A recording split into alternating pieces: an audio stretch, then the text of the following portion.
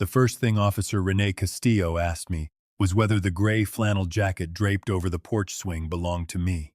My daughter answered before I had the chance to open my mouth. "It's his," Marcus said. "He never takes it off. Ask anybody." Rene looked at me the way young officers do when they're trying to be respectful and thorough at the same time, steady, unhurried, waiting.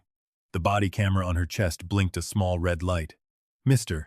Whitfield," I said, "the jacket is mine, but I did not have it on this morning." The porch went silent in that particular way. A family gathering goes silent when a stranger has just been let into something private and ugly. My daughter-in-law, Priya, stood by the porch rail gripping a paper cup of lemonade she hadn't sipped from once.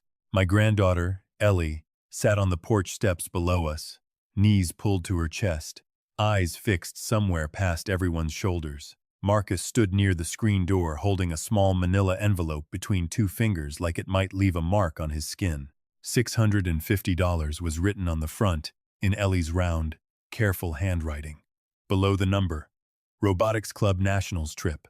Marcus had called the police 9 minutes earlier. He'd told the dispatcher his 68-year-old father had taken money from his own granddaughter and hidden it. My granddaughter, the same girl I'd taught to ride a bike in this very driveway, whose science fair volcano I'd helped build out of chicken wire and papier-mâché 2 years running, whose mother trusted me to pick her up from robotics practice every Thursday since 3rd grade. Marcus shook the envelope once, like it was evidence he was presenting to a jury only he could see. "It was in your jacket pocket, Dad, right where you hung it. There's an explanation," I said. "Just let me." His voice dropped into something gentler for the officer's benefit, the tone people use when they're speaking about someone rather than to them. "Dad, if you forgot you took it, that's one thing. We can get you help for that. But denying it in front of an officer that makes it so much worse for you." That sentence landed harder than the accusation itself. A man accused of theft can point to facts. A man accused of forgetting has had his facts quietly taken out of his hands before he said a word. Renee asked what I'd actually been wearing that morning. I pointed through the porch screen toward the mudroom, where my navy windbreaker hung on the 3rd hook, still zipped from when I'd hung it up an hour earlier. I'd taken the flannel off before I ever left my own house. It was warm out, and I'd grabbed the windbreaker instead without thinking twice about it. Marcus glanced toward the mudroom, then away, fast. "He could have switched jackets before we noticed," he said. "Why on earth would I do that? I don't know what you do anymore, Dad. Honestly." Priya closed her eyes, like she was praying for the conversation to be over. Ellie's sneakers scraped against the porch step. She didn't raise her voice. She didn't point. She just looked up at her father and said, plain as anything, "Dad, Grandpa Walt wasn't even wearing that jacket today. You brought it in from the truck before he even got here." Something shifted in Marcus's face. Not dramatic. His jaw didn't drop. But I'd watched that face since it was small enough to fit in one hand, and I knew the particular stillness that settles over it when a lie has run out of road. Renee turned toward him. "You brought the jacket in?" "She's confused," Marcus said quickly. "I wasn't anywhere near it." Ellie didn't back down. "You were setting up the target range for my robot in the garage. You told me not to touch your stuff on the workbench. That's how I know I was standing right there."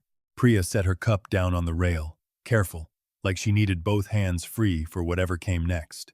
"It was already in my truck from the robotics showcase last week," Marcus said. "I brought it inside because I knew Dad was coming over. That doesn't prove anything. It tells us the jacket was in your possession before your father arrived," Renee said, not unkindly, just factually. Marcus let out a short laugh, more air than sound. "Are we seriously going to treat a 13-year-old's opinion as evidence?" "Right now, ma'am, sir, I'm documenting everyone's statement," Renee said. "That's all this is." The manila envelope stayed pinched in his fingers until Renee asked him, politely but firmly, to set it on the porch table. He did, reluctant, like it cost him something. She photographed it where it lay, then the jacket, then the mudroom doorway, then my windbreaker, still on its hook. She asked each of us, one at a time, where we'd been that morning and when we'd arrived. I told her the truth. I'd pulled into the driveway at 9:40, carrying a box of donuts in both hands, hugged Ellie in the front hall, and gone straight to the kitchen table. I had never once stepped into the mudroom. The money had last been seen the night before, when Ellie counted it out at her desk and sealed it in the envelope, the way her school required for the Regional Robotics Fund cash donations turned in by Monday. No exceptions, sealed and labeled. Priya said she'd watched Ellie tuck the envelope into the top drawer of her desk before bed. Marcus said he'd discovered it missing shortly after I walked in. Why did you go looking through your father's jacket in the first place? Renee asked. Because he's been acting strange lately. Strange how? He asked me twice this week what time we were starting today. I looked right at him. I asked you Tuesday whether you wanted me here at 9 or 9:30, and you never texted back. I showed up at 9:40 like we agreed on the phone Sunday, and you kept wandering toward the mudroom this morning. I went to use the bathroom, Marcus said. It's right next to it. His jaw tightened. Priya stared down into her lemonade like it held an answer. Renee didn't cuff me. She didn't so much as raise her voice, though Marcus, in his own quiet way, had already been treating me like a man in handcuffs for the better part of a year, every phone call laced with that same soft, worried concern that somehow always ended with him controlling something of mine. She asked whether he wanted to file a formal report. For the first time all morning, he hesitated. I want it documented, he finally said. My father's been having memory issues. This isn't the first time I've been worried. That's not what I asked you, sir. Then yes, I want it documented as theft. Renee sealed the envelope into a paper evidence sleeve and told us the matter would go to an investigator, and that nobody was to touch or delete anything connected to it, no security footage, no messages, nothing.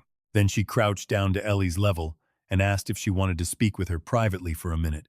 Marcus started to object. Priya, to my surprise, cut him off with one word. Let her. They stepped into the kitchen. Through the window over the sink, I could see Ellie's hands twisting in her lap while she talked, but I couldn't hear a single word. Marcus paced the length of the porch twice, checked his phone twice, and once, just once, looked at me with an expression I had never seen on my son's face in 41 years. Not anger. Calculation. When Renee finally pulled out of the driveway, Marcus waited until her cruiser cleared the mailbox before he shut the front door behind us. You humiliated me in front of an officer, in my own home, he said. For half a second I thought he was talking to Ellie. Then he turned to face me fully. You called the police, I said, because $650 went missing, and because you wanted an audience. Priya said his name, quiet, almost pleading, but he didn't look at her. He walked over to the side table by the door and picked up a thin blue folder I'd noticed sitting there when I first arrived, tucked half under a stack of mail like it belonged there. He set it on the kitchen counter and opened it to a page marked with an orange tab. This is exactly why we need some temporary structure in place, he said. Nothing dramatic. No accusations. You let me handle the finances for 90 days, get a proper evaluation done, and we keep the whole thing quiet. I looked down at the page. The heading read Family Financial Support Agreement. 3 paragraphs in, it granted Marcus power of attorney over every account I held, including the business account for the hardware store your mother and I built with our own 2 hands. A separate clause authorized him to negotiate, on my behalf, the sale of the store's real estate. No further signature required from me. The word temporary appeared exactly once, in the title, nowhere else. I closed the folder.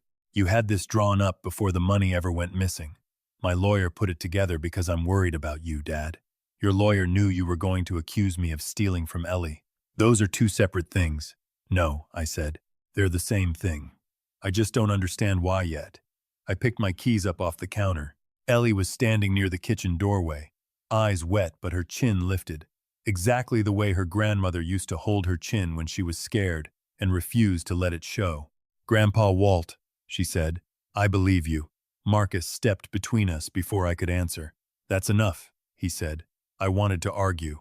I wanted to scoop my granddaughter up and drive her somewhere nobody would punish her for telling the truth. But she was 13. Her parents were standing right there. And any anger from me would only hand Marcus exactly the picture he wanted.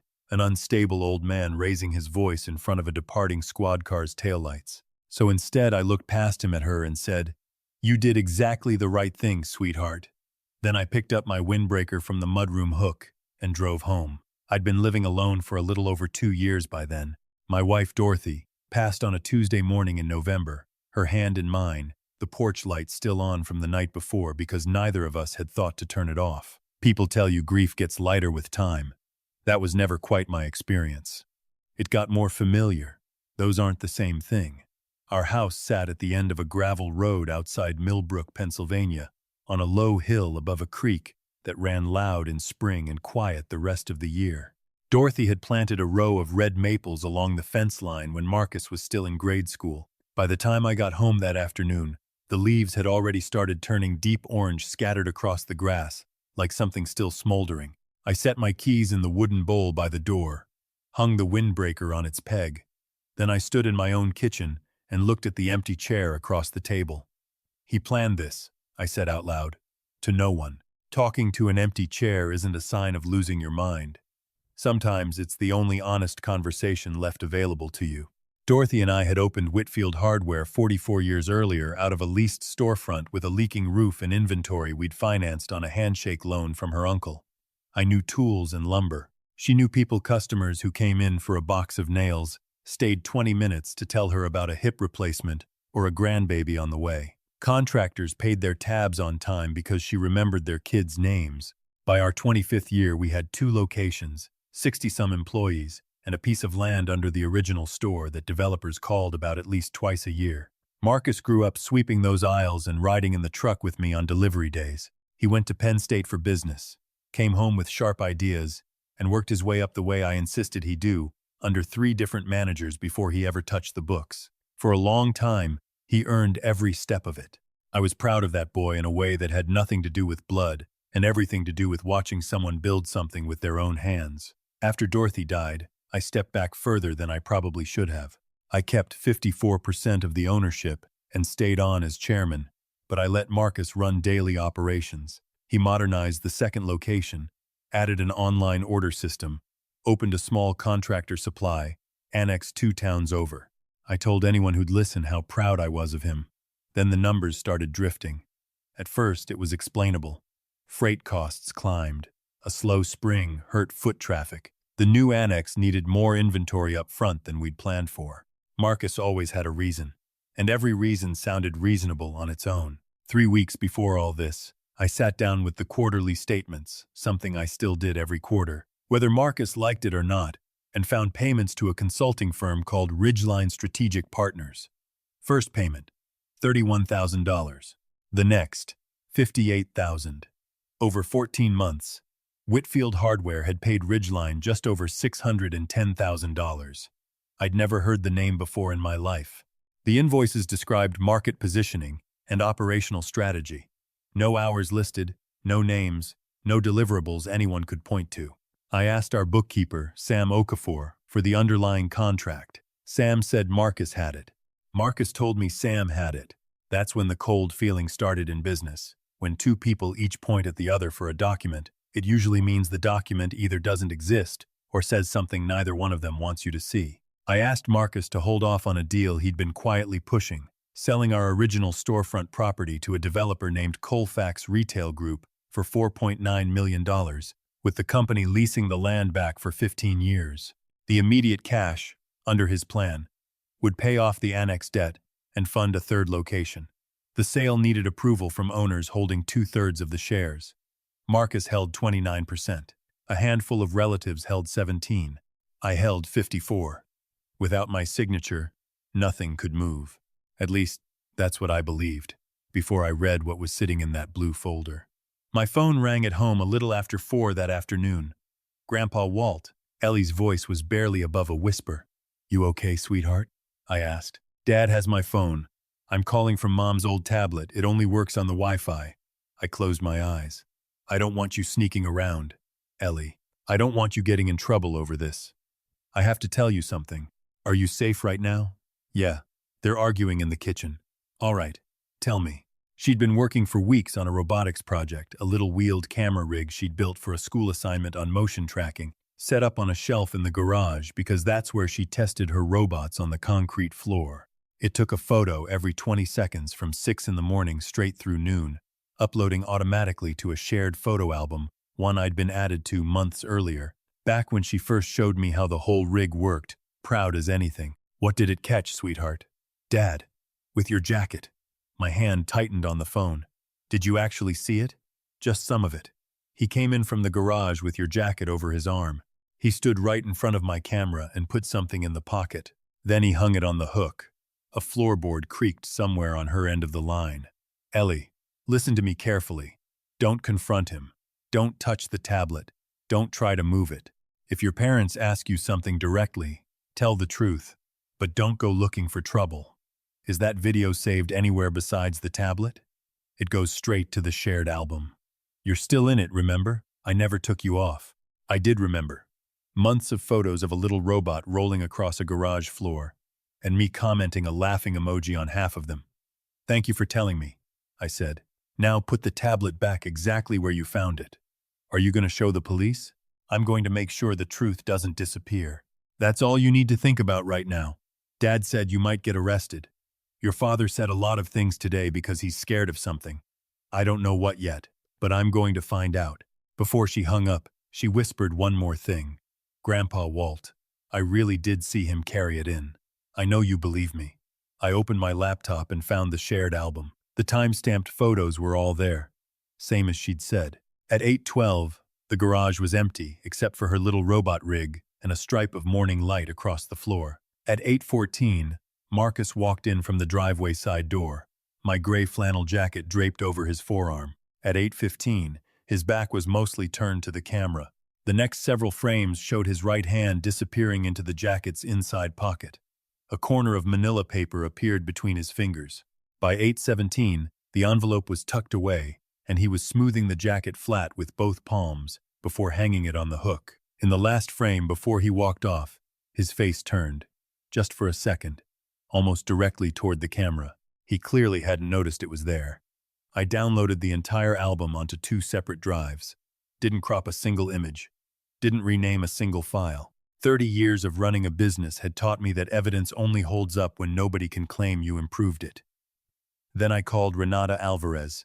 Renata had been our company's attorney for over 20 years, sharp, unsentimental, one of the only people who never softened her voice around me after Dorothy died, which I'd always appreciated more than she probably realized. "What happened?" she asked the second she heard my tone. I told her everything. She didn't interrupt once, not until I got to the folder. "Did you sign anything?" "No." "Did you take it with you?" "No." "Good. Send me the photos, the police report number, and every email you've got about the Colfax sale. Don't call Marcus tonight, Walt. Ellie is still in that house, and the best thing you can do for her right now is stay calm and stay lawful. If you think she's in real danger, call 911. Otherwise, don't turn a 13-year-old into your private investigator. I already told her not to do anything else." "Then keep that promise," Renata said. I emailed her the files that night. She lined up a digital forensics specialist she trusted from prior cases to preserve the shared album and its metadata first thing the next morning.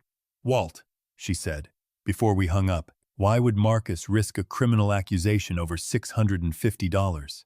I sat with that question a long while after we hung up, staring at the quarterly statement still spread across my kitchen table, because $4.9 million was sitting on the other side of my signature, and he needed a reason to take that signature away from me without ever having to ask for it honestly. The next morning, a man in a gray suit knocked on my door at 8:05.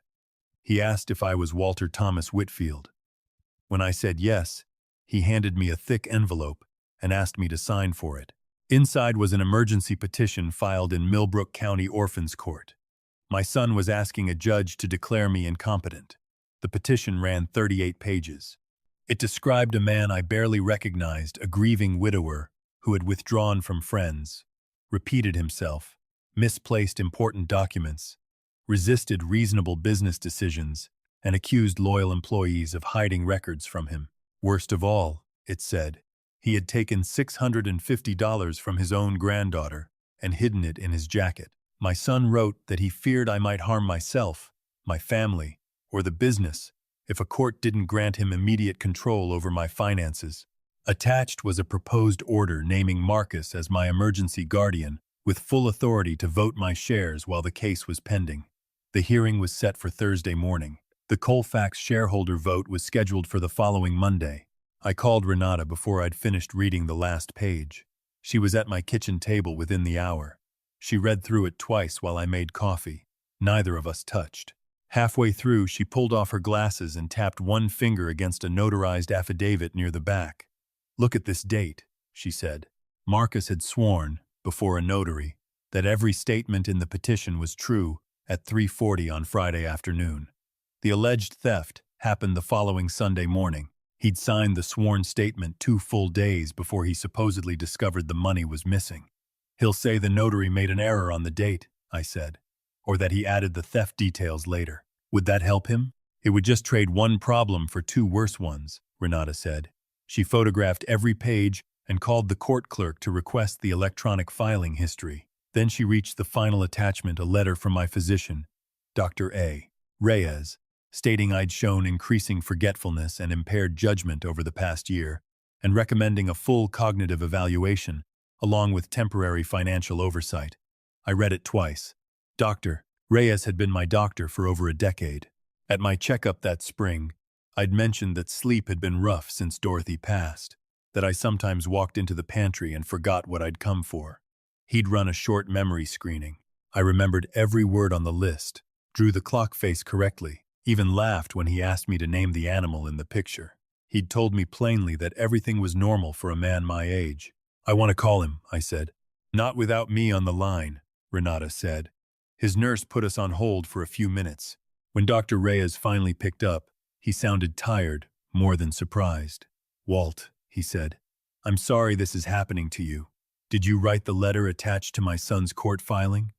A pause. I wrote a letter recommending a full evaluation, because your son called with some concerns. Did you write that I needed supervision over my finances? No, I didn't write that. Renata leaned toward the phone. Doctor, do you still have the original letter in your files? I do. It should be right in his chart. Please preserve that letter and any messages requesting it. Don't release anything further until Mr. Whitfield signs a proper authorization.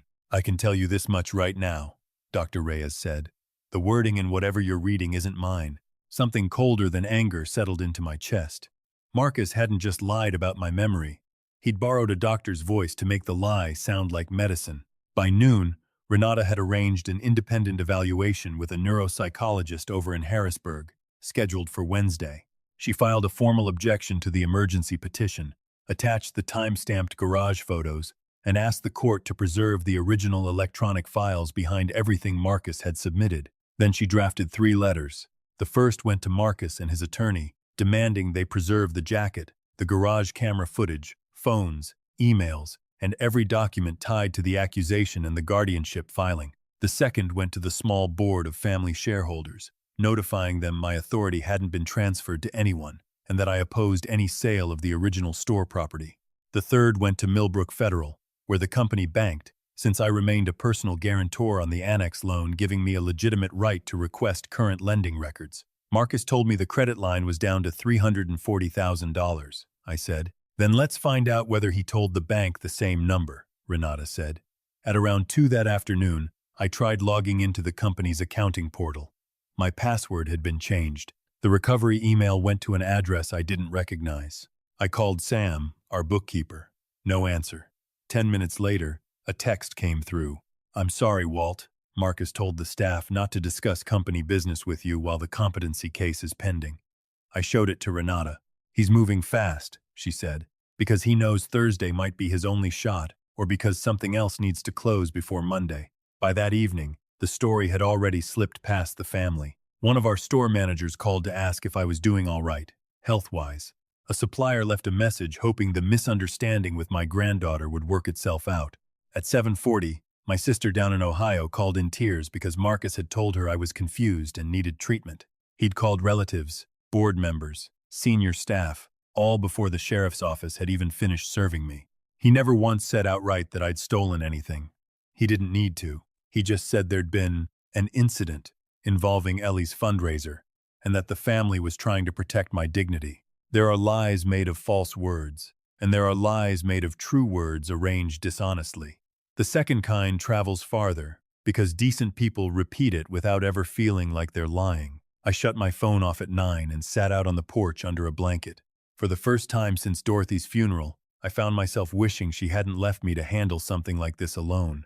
The thought shamed me the second it crossed my mind she hadn't chosen to leave. The cancer had made that choice for both of us. I could still hear her answer anyway, clear as day. Don't confuse being lonely with being helpless, Walt.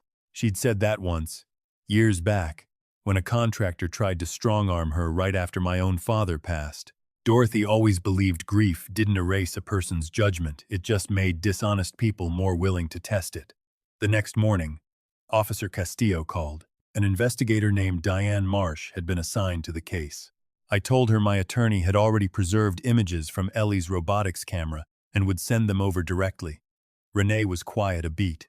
Ellie mentioned the camera to me. She wasn't sure it had actually saved anything. It saved everything, I said. Mr. Whitfield, I'm glad you didn't have her go dig up the tablet herself. She's your granddaughter, not evidence. That distinction matters to me. By Tuesday afternoon, the digital specialist had pulled the shared album, its full upload history, and confirmation the images had been generated by Ellie's tablet that Sunday morning. Renata delivered copies to Investigator Marsh. The photos didn't show Marcus anywhere near Ellie's bedroom or the actual cache, but they showed him, in clear sequence, placing a manila envelope into my jacket more than an hour before I'd even arrived at the house. Marsh asked Marcus for his garage security footage. Marcus claimed the camera had malfunctioned Saturday night. The manufacturer's service log told a different story. The device had gone briefly offline at 8:09 that Sunday morning and come back at 9:01. Ellie's little robotics camera, on its own separate Wi-Fi, had kept right on shooting the entire time. Marcus's attorney called the photos inconclusive, said Marcus might have found the envelope somewhere else in the house and simply set it in the jacket temporarily, intending to ask his father about it later, but got distracted. Marcus revised his statement to match. Nobody in that courtroom believed it, least of all the judge. The Thursday hearing lasted 11 minutes. The judge read Renata's objection, looked over the notarized affidavit dated 2 days before the alleged theft, and denied the emergency guardianship outright, calling the timeline deeply troubling for the petitioner. The Colfax sale never went to a vote. Investigator Marsh's file grew heavier over the following weeks. Forensic accountants traced Ridgeline Strategic Partners back to a shell account Marcus controlled through a cousin's business address, funneling company money out in exchange for invoices that described work nobody could point to. In March, Marcus was charged with embezzlement, forgery, and filing a false petition with the court. He pleaded guilty that summer rather than put Ellie on a witness stand. He wrote her a letter from Chester County Correctional that fall. It started, "I put the envelope in Grandpa's jacket, and then I told you that you didn't really see what you saw. You told the truth. I punished you for it. I'm sorry." There was no request to visit. No excuse tucked in at the end. Ellie read it twice, sitting at my kitchen table, and didn't say anything for a long while. A month later, she mailed him a photograph, a receipt from the robotics fund. The first one paid out after everything settled, covering a new controller board for a kid on the team whose family couldn't afford one. On the back, in her round handwriting, she'd written one line, "I'm not ready to see you yet, but I hope you keep telling the truth." I drove her to the post office myself. She slid the envelope into the slot on her own. "Do you think he'll change?" she asked on the way back to the truck. "I don't know, sweetheart. You always tell me people can change." "Can isn't the same as will," I said. "Do you hope he does?" I opened the truck door for her instead of answering right away, and she let me get away with that. That fall, the store held its usual customer appreciation cookout on the lot behind the original building. Kids painted little wooden birdhouses under a tent. Retired employees sat in folding chairs, correcting each other's old stories. Our new store manager, a woman named Grace who'd worked her way up from the register over 11 years, announced quietly, almost shyly, that the company had just closed its first fully clean quarter in nearly 2 years. Nobody made a speech about my name being cleared. I was grateful for that. Vindication is loud in the stories people tell. In real life, dignity mostly comes back through small, ordinary things. A regular customer asking if you want your usual coffee, a neighbor waving from his mower, a granddaughter leaving her robot parts scattered across your kitchen table because she trusts they'll still be there when she comes back for them. Near sunset, I walked out behind the store to the patch of gravel where the very first leased building used to stand, long since torn down, though you could still make out a corner of the old foundation under the grass if you knew where to look. Ellie found me out there, carrying 2 cups of lemonade. "Mom says you wandered off," she said. I walked about 40 yards. At my age, that counts as an expedition. She laughed and sat down next to me on the low concrete edge. "Dad says he might get into some kind of work program inside." she said after a minute. Learning bookkeeping, of all things. That might be the prison system's idea of a joke, I said. She laughed again, quieter this time, then went serious. Grandpa Walt, if I hadn't seen him with the jacket, what would have happened? I'd asked myself some version of that question more nights than I wanted to admit. Maybe I'd still have refused to sign the folder. Maybe Renata would have caught the notary date on her own. Maybe the bank records would have stopped the sale in time regardless. Or maybe shame and doubt and a son's carefully rehearsed concern would have worn me down into signing away everything I'd spent a lifetime building. I don't know, I told her honestly. But your one sentence gave the truth somewhere to start. That's usually all it takes to begin with one sentence. She leaned her head against my shoulder. $650. Marcus had picked that number. I was fairly sure, because he believed it was small enough to feel like a family embarrassment instead of a real crime, small enough that nobody would look too closely. He forgot that the size of a lie was never about the number written on an envelope. It was about what the lie asked people to give up. He'd asked me to give up my judgment. He'd asked Priya to give up her questions. He'd asked our employees to give up their trust. And he'd asked his own daughter to give up what she'd seen with her own 2 eyes, because she was the youngest person in that room, and the only one he thought he could talk into doubting herself. He was wrong about that. The sun dropped low behind the maples at the edge of the lot, the same maples Dorothy had planted decades back, insisting we space them farther apart than seemed necessary at the time. They look too small for that much space, I'd told her once. You're looking at what they are right now, she'd said. I'm leaving room for what they're going to become. I'd spent most of my life believing love meant leaving that kind of room for people. I still believed it. But room isn't the same thing as no boundaries at all. Trees need space, sure, but they need roots just as much. A family needs mercy, and it also needs truth solid enough to stand on when everything else gives way. Ellie finished her lemonade and set the cup down beside her in the grass. Ready to head back? She asked. In a minute, I said. We sat there until the lot lights clicked on behind us. Then I stood up, felt my knees complain the way they always did lately, and walked back with my granddaughter toward the people still waiting under the tent.